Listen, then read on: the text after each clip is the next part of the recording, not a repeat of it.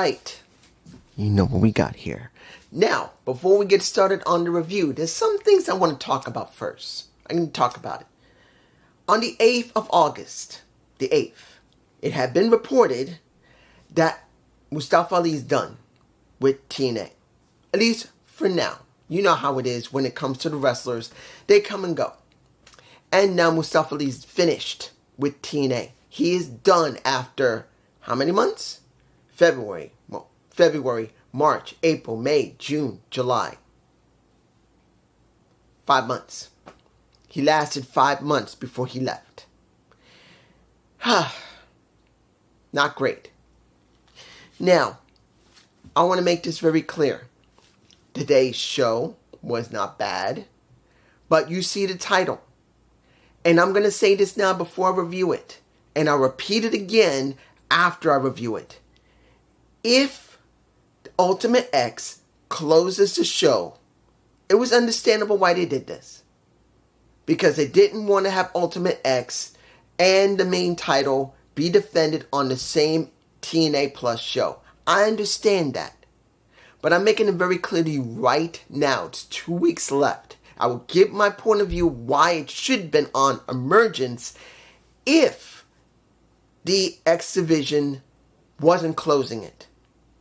But I'm making it clear right now. Ultimate X better close the show. If it does not, this was beyond stupid. Beyond stupid. And I want to make this clear also. That while I saw Mustafa Ali, because I did do a little checking beforehand because I was wondering about something, I have gone to 6 sites. I'm going to name them. NoDQ.com, 411 Mania, Fightful Select, also PW Mania, also Body Slam, and 4FW Online. And I got more websites, I just didn't go to them. I want to make this clear to the people, well, 1 or 2 people who say TNA is doing great. I've gone to those sites. I have almost 20 sites I go to for pro wrestling, whether it's fully explaining pro wrestling or it's just sports in general. And I'm telling you right now, there is no reporting of anything of TNA other than spoilers, other than just advertising for Slammiversary, which was not that great because it didn't have the good ending we really wanted. We wanted more than what we got. It was a good thing, but it wasn't great. Emergence is being basically advertised for, and when it comes for Bound for Glory, which they now have announced, and still won't say they have not been there since 2006, they're just saying they're going there. Nothing else. No statements on when it comes to the ratings for TNA. No statements about any of the other wrestlers other than mentions from WWE articles for Jordan Grace, for Joe Henry. Like when it comes to Jordan Grace talked about by Jade Cargill, who she wouldn't mind facing, or Joe Henry working NXT. Nothing from the major wrestlers that are working in TNA hyping anything. And I repeat it again, anything. And one of you, you know who you are, the one who leads me to Sonnet, where you said and you reported that, well, not reported, just told me that USA Today said that the collaboration between TNA and NXT is so great. Where is it? Why isn't everybody else talking about it? You got one talk, and that was from Triple H himself, and that was done weeks ago. There's nothing being talked about when it comes to TNA on just 6 sites, let alone all 20 that I go to. It's almost nothing. Oh wait, I should say, there is some type of talk. Guess what? Who it came from? Scott D'Amore. Scott D'Amore has more statements being recognized by the websites than TNA is. Because there is some talk about him saying the reason why he left. Also, he never liked the name of Impact Wrestling. He didn't care if it died. That's it. So you keep saying there's more to it, and a few of you have. Lead me the connections to where you got your information from. Don't tell me or paste anything. Give me the connection to the website and let me look at it for myself. Because if you do that, if you just give me a pasting of what was said at the website instead of the website itself, I know it means nothing. And that's not meant to be insulting, because I've said it over and over again. Look at the product. Now, I had to flip this on because I had the names of the stuff. I couldn't remember them offhand. Let's go into, and this is 5 minutes already. This is going to be good. Let's go into the show. Both qualifying matches going to Ultimate X. We had Chris Bay, Skyler is back, as well as Riley Osborne from NXT.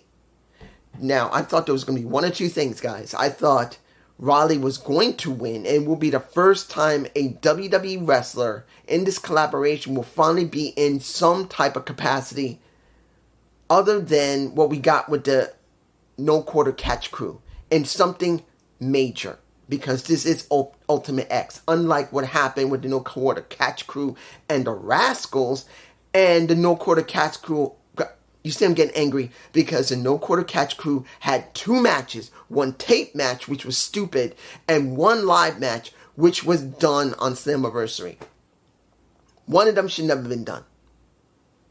This will be the first time we get a man in one of the signature matches of TNA that has been there since the founding of the damn thing. So that's what I thought. Match was fine. And in the end, Riley won. Riley Osborne has now slotted in to an X Division Ultimate X match. Good. He's not the biggest guy. And let's make it clear. I'm going to make this clear.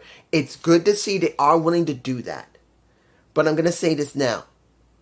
As like for everyone else, which is Wolfgang, which is the No Quarter Catch Crew, which is Tatum Paxley, all of them are small wrestlers.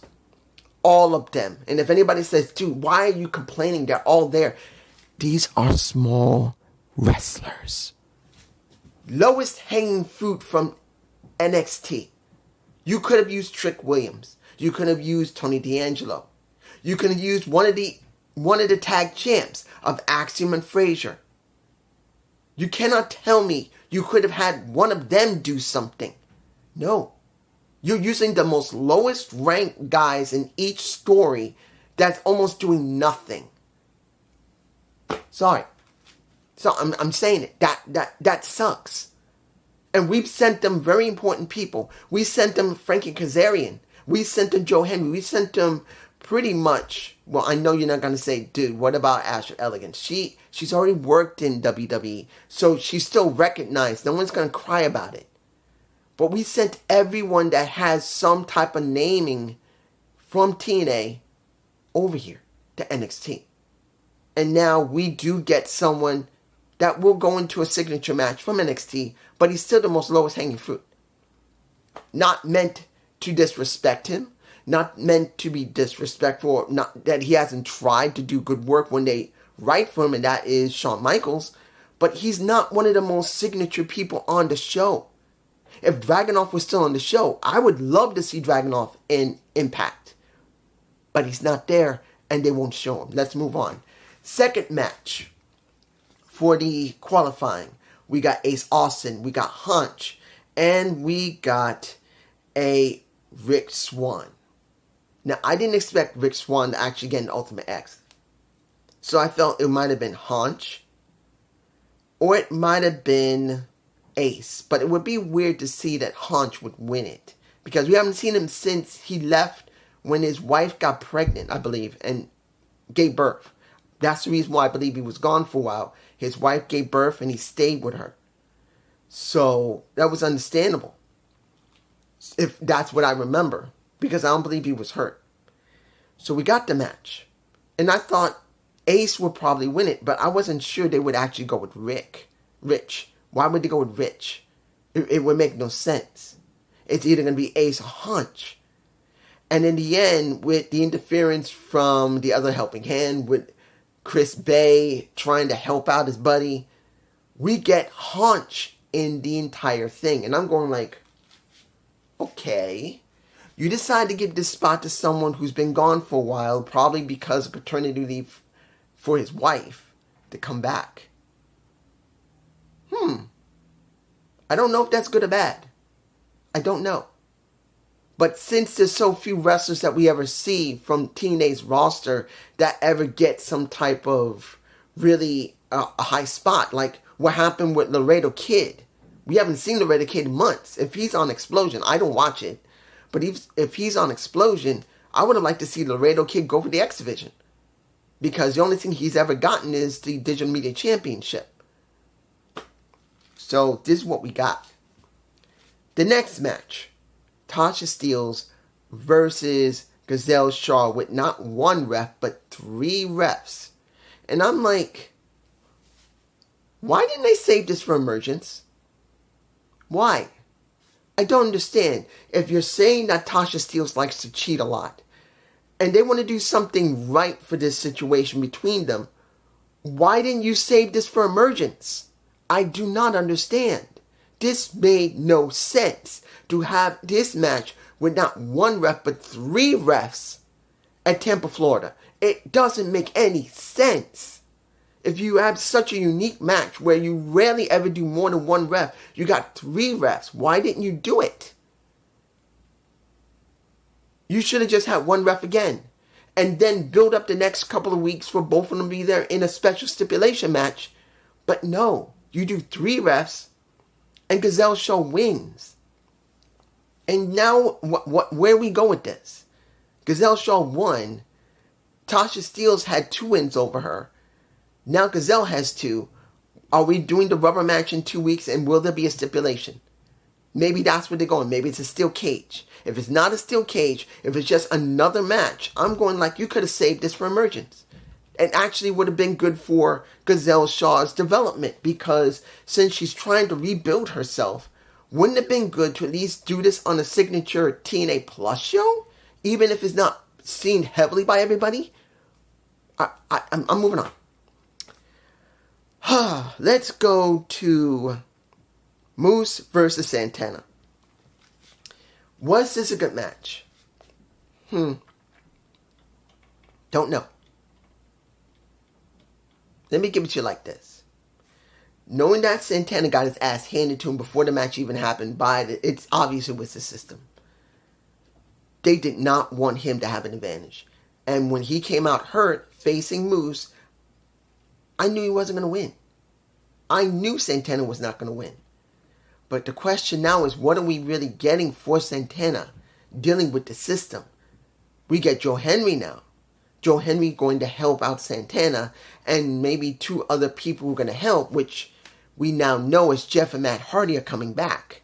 They are coming back this week. It looks like Jeff is healed enough that he can now work. As you already know, he can't travel out of the country, just in case you don't know. Jeff Hardy, because of the DWIs that he had, remember, Jeff Hardy could no longer drive a car. He was permanently suspended from ever driving a car, but he got intoxicated and he drove a car about a year or 2 ago easily. And he is permanently barred from ever driving. So he could not leave the country. So they had to write him off TV. Now he's recovered. So now Jeff and Matt are coming back, and we're going to have Jeff and Matt on TV, helping to deal with the system. It's alright. I'm fine with that. But now, how are they going to write the story for that? That's going to be the big question. But it doesn't mean it's a bad thing. Now, let's do some VIP packs. What did we get with Jordynne Grace? I don't know. Talking about Ash of Elegance because of the match last week with her and Rosemary. And I'm kind of confused. Where are we going with Rosemary? Because is she going after the concierge? I don't know. Because really, Rosemary has not really shown much. We've seen her as a much more vicious assassin with a cleaver and a knife, but we haven't really seen anything substantial. She had 1 win under her belt, and then she gets a title match, which really I kind of wish could have happened at Emergence. But we didn't get that. We're still 2 weeks away. We got 15 days left, and we're not building up into it. So it's like, what are we getting here? Then we get Ash beating the crap out of him with a pink candlestick. And now we get Jordynne Grace saying, I wasn't paying attention. Now you got my total attention. I thought you would just go away once we did the match. No, you're still here. Now I want something. So the question is going to be in the next couple of weeks, what will it be? It's got to be a stipulation match. It's got to be some type of stipulation match. It can't just be another straight match between Jordynne and Ash. It'll make no sense. It's either a last knockout standings match, a first blood match. I don't know. It's got to be something. It better be something. Because legitimately, they need something more than what they got. Next. Matt Cardona, now supposedly signed to TNA due to the fact of what he did, and the director of Authority decided he had to pay a price. Either he signs to TNA or he's going to go to jail, because I used to watch Columbo, which I have seen Columbo. I liked Columbo when I was a little kid because Columbo came out when I was young. But wouldn't it have been better if he just said, I've spoken to the lawyers of TNA and I can have you arrested and sued and thrown in jail, instead of doing the Columbo bit? I think it would have been more important to do it seriously, at least in this moment. But they don't want to do that. And still, here's the thing. This entire storyline doesn't really make a lot of sense, because wouldn't it have been better that Matt Cardona stopped the wedding and prevented Statlander from marrying PCO, because PCO is married to her. He says, don't mess with my stuff. If he stopped the wedding, that would have made better sense. But he did not stop the wedding. The wedding went through. PCO is married to Statlander. He's not stopped from it. And him saying, don't mess with my stuff, makes no sense when they're married. So it doesn't really make a lot of sense. PCO being stopped from marrying Statlander would make the story even more special.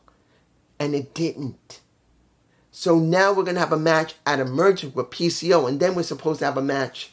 I believe it's going to be Matt Cardona and maybe Xia Brookside, I believe, against somebody else. I didn't get a chance to see it because I actually had to go and take a leak. By the time I came back, I saw only the ending of him saying something about Xia Brookside in a match before we go to Emergence, right before I meet PCO, because he did sign the contract. So we had Matt Cardona back for a little while.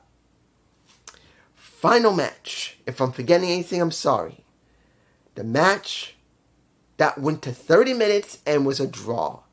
Getting a nut shot by a... I gotta say this again. You saw the beginning of this video. Gotta say it. Look. If the X Division closes the show, then I understand why they did this match here. And they drawed. If the X Division does not close the show with Ultimate X, if they open like they normally do, I give my word that this was bullshit. I will say it in my review as I'm saying it now. This was bullshit. This should have been saved for Emergence. Now, it could be more than just the X Division. It's going to be closing the show at Emergence. Maybe Nick can't make it because of other dates, which we have this problem. This is the problem we have with TNA. This is what many people who watch this don't really understand or even want to hear it. TNA, no matter how you play it, does not have constant wrestlers there like AEW, WWE, or TKO, WWE. They do not have permanent wrestlers. They only have a small core of permanent wrestlers. Everybody else rotates out after 3, 6, 9 months, or a year. It depends on the booking. Because the way they book, they may only stay for a couple of months, 2 months, or a couple of weeks, and then they're done because they just get paid. Others actually have a contract, like Mustafa Ali. He did get contracted to TNA, from what I understand, and he's done. 5 months, he's finished. Nick Nemeth, don't know how long he's staying. Have no idea. He could stay an entire year. But within that year, what has Nick been doing? He's been traveling around. He's been going to New Japan. He's been going to GCW, I believe. He's been going to other promotions, working them as well. Either he's making big money or no money, or he just wants to travel. That's just the way he wants. But TNA has now painted themselves into a damn corner. You need to understand. This is what I was saying and all those sites that I wrote about. Where is the hype from the wrestlers themselves? From the websites that are known to be wrestling orientated? They're not. Guys, there is no hype for Emergence. None. So I'm like, what's the deal here? Why are not the wrestlers getting reported? Look, we're getting reportings from TKO WWE side. We're getting from Jay Cargill, wanting to mess with a Jordan Grace. We see people talking about stuff and these websites reporting it. Dude, Ace Steel and Scott D'Amore, the only ones, one who's not even working with the company, and one that is being reported from TNA from any of the wrestling websites. You want me to name them again? I will name them again. Let me name them again. I'm flipping it around. NoDQ.com, 411 Mania, Fightful Select. You got PW Mania. You got Body Slam. You got also F4W Online. I can name another one. I can name PW Insider. I've checked PW Insider. When you go to PW Insider, do you actually see anything from TNA much? No. No, you do not. That's 7 sites I just mentioned. And all of those sites either are talking about Ace Steel. Well, one site, that's NoDQ.com. That's the one that's talking about Ace Steel. But PW Mania, as well as Body Slam, and what was the other one? I think it was F4W Online. They're the only ones that are talking about Scott D'Amore, talking about why he departed, and he never liked the name of Impact Wrestling. Where is the hype for this company? Where is the ratings for this company? We only get spoilers. We're getting advertisement for Emergence. Now, that shows only the X Division Ultimate X match. Where is the hype? Where are the wrestlers actually talking about this and going on those sites and talking? They're not doing it. You look at AEW, they're doing it. Whether you like it or not, AEW, their own wrestlers are advertising or talking about them, and it's being mentioned in these websites. TKO WWE, you got wrestlers that are being reported on constantly. They're talking about the company. They're talking about themselves. TNA, nothing. 7 sites. I'm just saying, you want to try and justify it? Leave me the website you got, anyone who says, I saw this on website, leave me the connection. Show it to me. Show me. Show me I'm wrong. Show me I'm wrong. Show me where the article was. Show me who said it. And I don't want to hear, and the one who leads me to Sonnet, when he says, oh, USA Today, that's not a wrestling website. That's not Fightful Select. That's not NoDQ.com. That's not 411 Mania. That is not Body Slam. That is not a wrestling website that reports on pro wrestling at least half the time or all the time. That's just something that's talking about, guess what? Money from not WWE, TKO WWE, that is now working with TNA. Because that's what it comes, well actually, it's TKO working with Anthem. If you're going to be technical about it, TKO is working with Anthem. I'll say it again. TKO Group Holdings is working with Anthem Television. Anthem Entertainment. Because their satellite companies, WWE, and the satellite company, TNA, are working together. Well, I should say the satellite company and a small portion of it, NXT, is working with the satellite company of TNA. Because that's what this is. Tell me I'm wrong. Give me a reason I'm wrong. Show me a website that I'm wrong. Don't just say that I may be the minority. Because look at the evidence. I gave you names of websites. and they don't even talk. Peace.